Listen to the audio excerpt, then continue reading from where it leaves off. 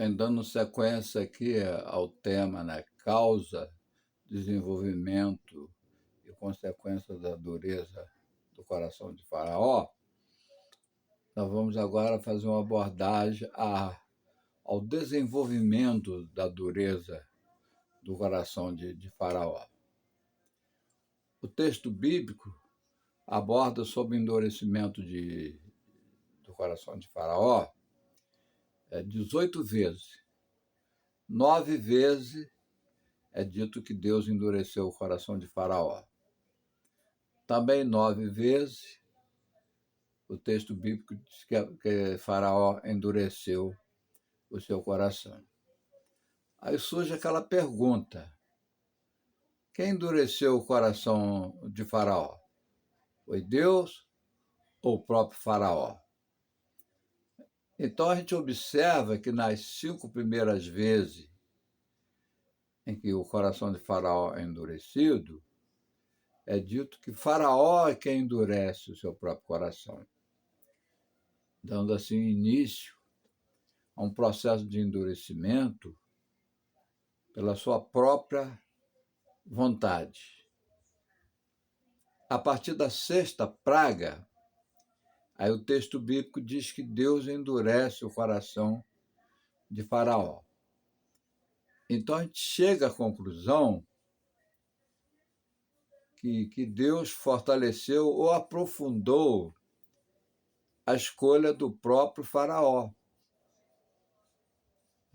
Sua decisão voluntária, conforme havia dito a Moisés que faria. As pragas, é bom a gente observar que as pragas, elas tinham como objetivo destronar as divindades egípcias, porque no Egito eles adoravam, né? O sol, adoravam a lua, adoravam o rio Nilo, animais, eram tudo sagrado. Então eles tinham várias divindades lá, né? Então essas pragas foram contra as divindades egípcias. E, de certa forma, as pragas elas foram um tanto pedagógicas da parte de Deus, Deus querendo mostrar para Faraó quem manda no universo. Quer dizer, quem manda no universo é Deus, não Faraó. Faraó achava que ele mandava, mas quem manda é realmente o nosso Deus. Ele é soberano. Quer dizer, Faraó deveria aprender essa lição, reconhecendo que Deus é soberano. Se ele reconhecesse isso, não seria assim tão traumático para ele, né?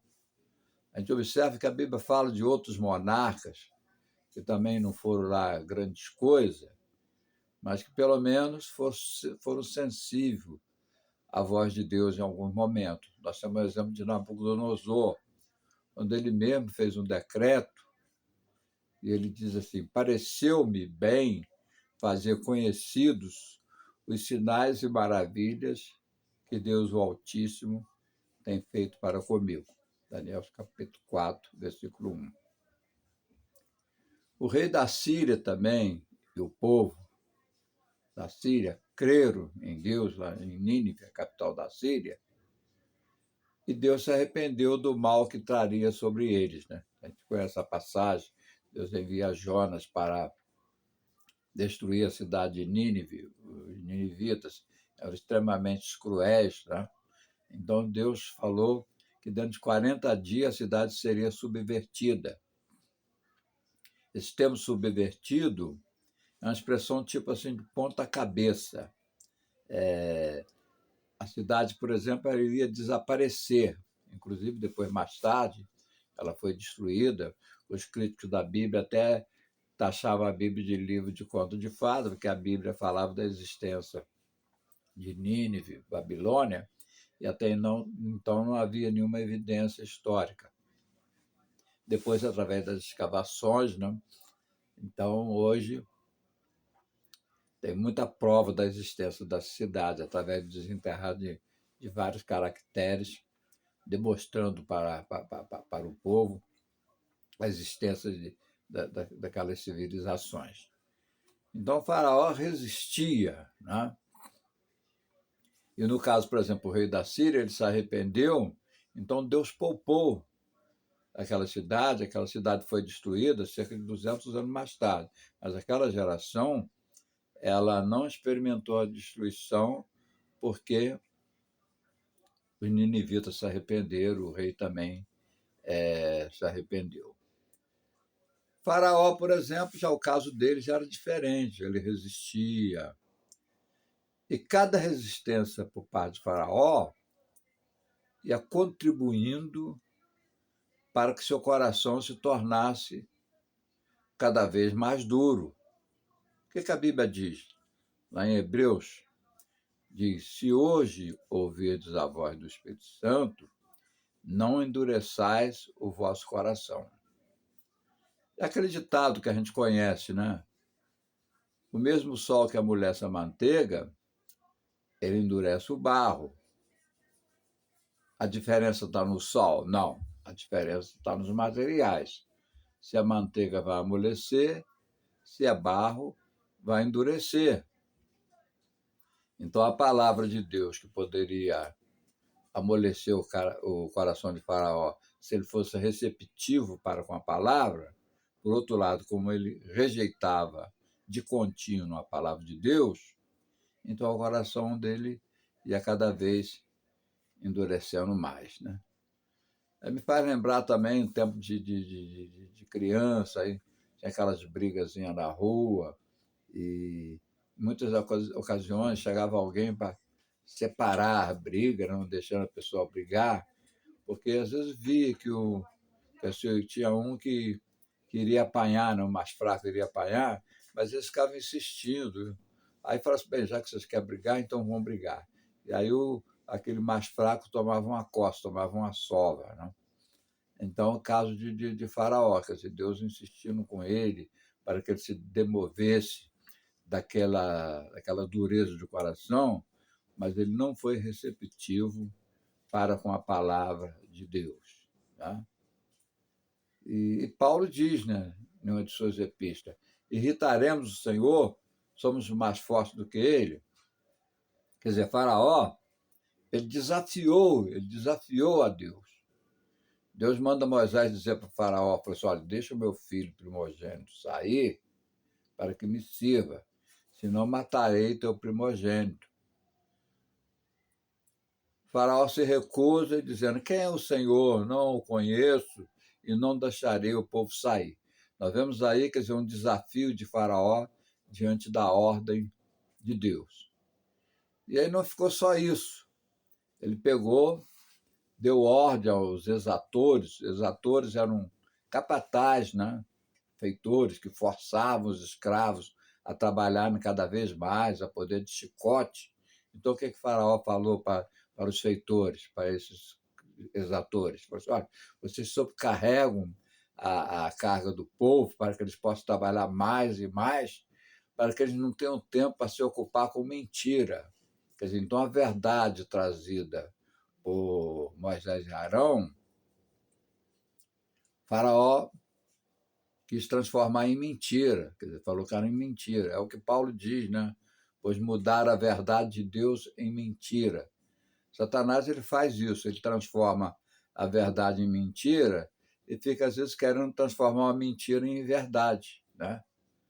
Então, foi o que aconteceu com Faraó. Quer dizer, Faraó endureceu o coração com os milagres da transformação da vara em cobra, né?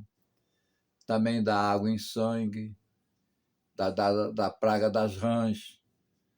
Na terceira praga, os magos, por exemplo, eles não puderam produzir piolhos. Aí eles reconheceram, chegaram à conclusão que era o dedo de Deus. Aí falaram para Faraó, mas mesmo assim Faraó se rendeu. Quer dizer, o texto diz, o texto bíblico, que Faraó endureceu o coração. Não? Diante da praga das moscas também, Faraó novamente endurece o coração. Depois da peste, da praga da peste dos animais, Faraó viu que o gado dos egípcios morreram e nenhum do gado dos hebreus morreu. Novamente ele endureceu o seu coração. Depois vem a praga das úlceras, a praga de número 6. O texto novamente diz que o coração de Faraó foi endurecido. Só que dessa vez é o Senhor que endureceu o coração de Faraó. Então Deus dá ordem a Faraó que tire as pessoas e o gado e recolham, pois o que ficar no campo vai morrer. Então, alguns dos egípcios, por exemplo, que deram crédito à palavra, fizeram isso, tiraram o pessoal do campo, os animais, e aí não aconteceu nada com eles. Aqueles que não acreditaram na palavra, perdeu tudo. Depois, novamente, a gente vê Faraó, quando viu que havia cessado a chuva, saraiva e os trovões, ele reconhece o seu pecado, quer dizer, o Senhor é justo e o meu povo são ímpios. Mas ele voltou a endurecer, o texto bíblico diz que ele voltou a endurecer e agravar o seu coração. Na oitava praga, a praga dos gafanhotos, Faraó reconheceu que pecou, ele dizendo assim, pequei contra Deus e contra ti. Né? Então a gente observa que quando ele reconhece o pecado assim, em duas oportunidades, a gente pode ver a ação do Espírito Santo, pelejando com Faraó, mas ele se dava assim a convencer assim, por um momento, mas depois ele retornava às suas ações funestas. Né? E depois da praga das trevas, Faraó permitiu que o povo saísse, mas que deixasse ovelhas e vacas. O texto diz que Deus endureceu o coração de Faraó. Faraó ameaça Moisés, dizendo que ele nunca mais veria o seu rosto. E as pragas foram passando. Só na 10ª praga é que Faraó se rende. Quando houve aquela mortandade dos primogênitos, tanto de seres humanos como de animais, finalmente Faraó e seus servos e todos os egípcios, Faraó chamou Moisés e Arão e disse, sai do meio do povo. E aí, o que aconteceu, não? O povo realmente saiu do Egito, né, diante dessa última praga. Deus já havia dito para Moisés, né? Somente nessa praga ele iria libertar o povo. Agora nós vamos ver, né, as consequências do coração duro de Faraó. Pereceu Faraó e todo o seu exército no Mar Vermelho. Ele perdeu o seu reinado, perdeu a vida, perdeu o seu primogênito, seu exército. Quer dizer, o Faraó do Êxodo, quer dizer, ele enfrentou a ira de Deus e, como resultado, sua vida e seu reinado terminaram de uma forma trágica. A vitória de Deus sobre Faraó e seu exército mostra que os deuses dos egípcios, os deuses lá do Egito, eles foram incapazes de proteger, né? Proteger Faraó. Então, as áreas supostamente sob jurisdição dessas divindades foram usadas contra os egípcios. Por isso, o próprio Faraó, que se considerava um deus, não foi capaz de proteger nem a si mesmo, nem o seu herdeiro do trono. Porque, conforme diz Êxodo 12:12, porque naquela noite passarei pela terra do Egito e matarei todos os primogênitos, tanto das pessoas como dos animais, e executarei juízo sobre todos os deuses do Egito. Eu sou o Senhor. Tá? E agora, na conclusão, se hoje ouvirdes a voz do Espírito Santo, não endureçais o vosso coração. Hebreus capítulo 10, versículo 31 diz assim, horrenda coisa é cair nas mãos do Deus vivo. Eu gostaria de terminar, né, lendo aqui mais um texto da Bíblia, Hebreus capítulo 3, do versículo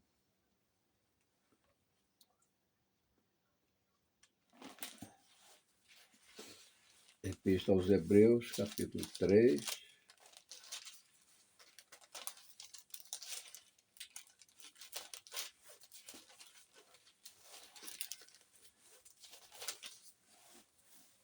do versículo 7 ao versículo 15, que nos diz assim: portanto, como diz o Espírito Santo, se hoje ouvirdes hoje a sua voz, não endureçais o vosso coração, como na provocação do dia da tentação no deserto, onde vossos pais me tentaram, me provaram e viram por 40 anos as minhas obras. Por isso me indignei contra essa geração e disse: estes sempre erram em seu coração e não conheceram meus caminhos. Assim jurei na minha ira que não entrarão no meu repouso. Vede, irmãos, que nunca haja em qualquer de vós um coração mau e infiel para se apartar do Deus vivo. Antes exortai-vos uns aos outros todos os dias, durante o tempo que se chama hoje, para que nenhum de vós se endureça pelo engano do pecado. Quer dizer, realmente, o pecado tem enganado a muita gente, muita gente tem sido engodado pelo pecado, que a gente possa tirar lições proveitosas desse texto, né? De Deus destronando o Egito, destruindo o Faraó, por causa da desobediência de Faraó. Então, todas essas consequências vieram sobre Faraó por causa de desobedecer à voz de Deus. Então, devemos estar sempre solícitos ao Espírito Santo, aberto à voz do Espírito Santo. Se hoje ouvires a voz do Espírito Santo, quer dizer, não é amanhã nem depois da manhã, é se hoje. Se hoje ouvires a voz do Espírito Santo, não endureçais o vosso coração. Amém.